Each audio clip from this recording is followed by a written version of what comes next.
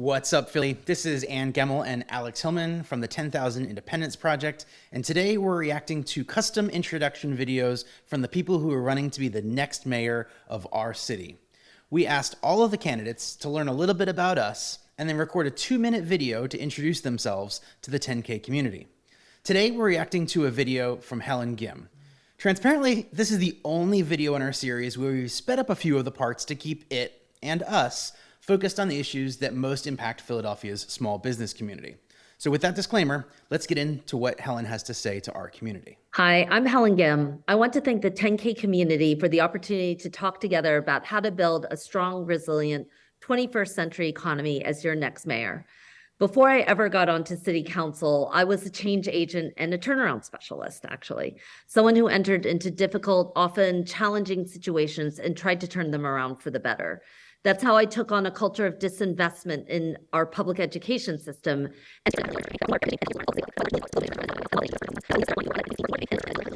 It's because I know that what happens nationally starts locally. I know that a mayor with a vision for how people should live, how businesses must prosper, and how a city can rise can bring in more investments from the state and federal level. I'm a mayor who focuses on the livability, the safety, the cleanliness, and the education of our city, because those are core elements to any kind of developed and prosperous society. It ensures that not only do we attract more people to come, but it ensures that residents who live here have even better lives than before. This is a conversation about the future of work.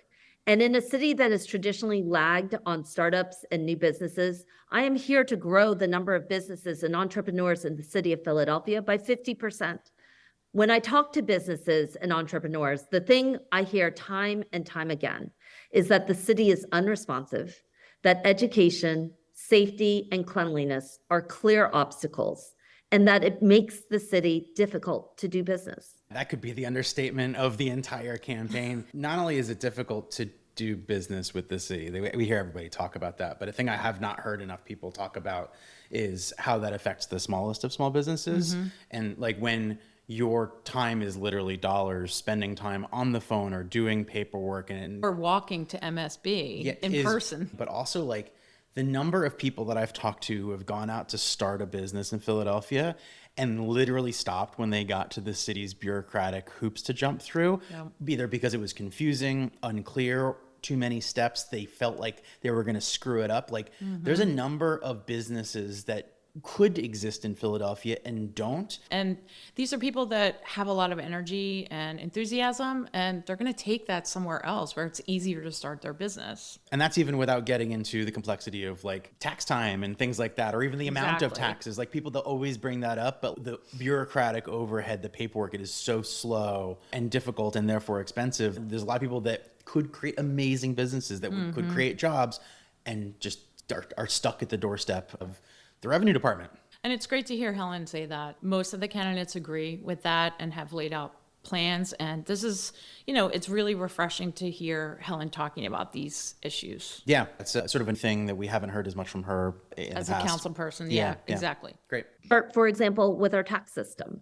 We have a tax system that's based in the 1990s. The last time we had a major tax commission discussing about how we were going to fund city services and also incentivize new businesses and development was back in 2001. As mayor, sounds good, but like that's also an area where like I don't actually know a whole lot about how that works. So can you explain a little bit? Sure. So typically elected leaders, when they're not ready to take policy positions, they announce the creation of a commission, and that kind of buys them time, and it's kind of a punt, honestly. And while it may be true that there hasn't been a formal report about our tax structure, we actually talk about our tax structure every single budget season. And so as a council person, is that like every year? Every single year. For several months, there's all kinds of committees and testimony from the revenue department, testimony from the finance office and the city government. So city council people especially are intimately familiar with where the money comes from, how Philadelphia could improve their tax structure. So for someone who's built a really loud and proud brand and then not take a clear policy position on this is a little bit hard to swallow. All right, so I'm hearing that to the outsider, this might sound like a good thing, but it's actually like sort of a way to make a non-commitment on a policy position. So we would like to hear more. And also, once those conversations are happening, I think the thing we'd want is to make sure that that's a conversation we can be a part of, Right. and making sure that, the policies that we currently have, in some cases passively, in some cases actively exclude solo businesses. Most of the programs, the incentives and things like that require you to have a minimum of 10 employees. And there's so many businesses that will never have more than themselves as an employee. By design. And they don't need to be viable. So making sure that that's part of the conversation the next time and every time these come up, I think is the opportunity that I'm hearing in this piece here. Yeah, and saying the right things in a lot of places. Yeah, great. As mayor, I've made it clear that I will convene a new tax commission to deliver a modern tax structure for our future, and that the business and 10K community will absolutely be part of that conversation and part of that development, so that we can actually set a bold path into the future with a modern tax structure that incentivizes progress and makes sure that we have the funds that we need to keep our city strong. I like the sound of that. Sure. And I want to encourage the 10K style math. And people think of, focusing on, we want good incentives, but we also need revenues for the city. And people often look at the small dollar amounts that come from a small business and never really think about the fact that it could be very affordable to help and support lots of them. A lot of them don't need as much. Right. But also, I'd be willing to bet that if we were to measure the incentive programs that currently exist against taking a small portion of it, 10% of whatever we're carving out there, and going, let's run that just on solo businesses for a couple of years. Yeah, and let's see what it does. Like, we can actually figure out how much more impactful an incentive for a solo business is per person compared to a business with 10 employees or 50 or 100. Like, we can actually do that math. I would love to Easily. run a pilot like You that. can do that.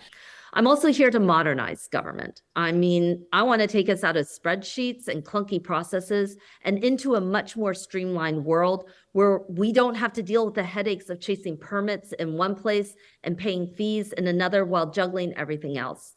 I